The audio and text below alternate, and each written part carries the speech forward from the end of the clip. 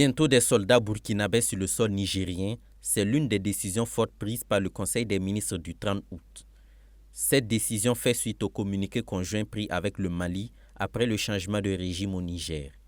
Cet engagement de soutien du Burkina Faso s'inscrit également dans la dynamique de prévenir et mener à mieux la lutte contre le terrorisme. On a laissé faire pour la Libye.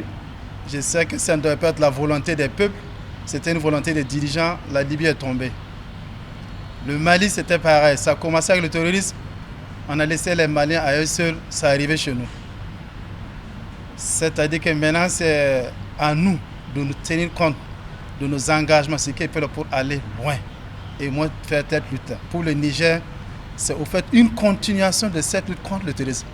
Ce qui touche à la sécurité du Niger touche fondamentalement à la sécurité du Burkina Faso.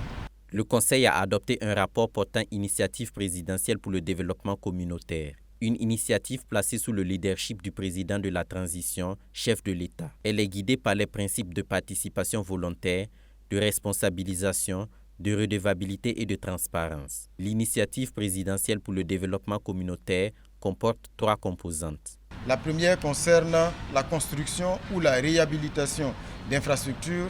La deuxième composante concerne l'amélioration du cadre de vie et la préservation de l'environnement. Et la troisième composante concerne le renforcement des capacités des communautés à la base. Concrètement, il s'agit donc d'identifier dans les différentes communes des actions à fort impact sur le cadre de vie et la qualité de vie de façon générale des citoyens, mais ce sont aussi des actions et des projets qui font appel à des approches qui sont connues, à savoir donc la haute intensité de main-d'œuvre. Autre décision du Conseil des ministres, c'est la situation des 548 moniteurs et monitrices qui assuraient le fonctionnement des garderies sous la Révolution et qui malheureusement ont eu des problèmes d'intégration et de prise en charge. Ils pourront enfin obtenir une indemnisation du gouvernement. C'est des travailleurs qui se sont investis à travers l'éducation pour l'État. Il y avait nécessité de revoir leur situation et les prendre en charge. Le montant estimatif de leur prise en charge en termes d'indemnisation remonte à 1 660 84 234 francs CFA.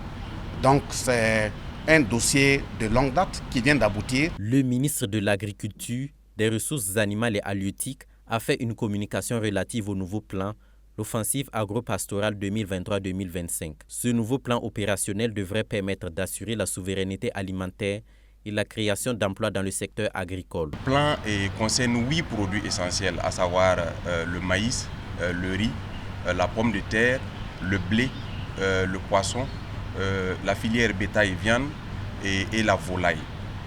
Cela se traduit par le terrain, par la mise en œuvre de 5 initiatives et de 6 cibles opérationnelles.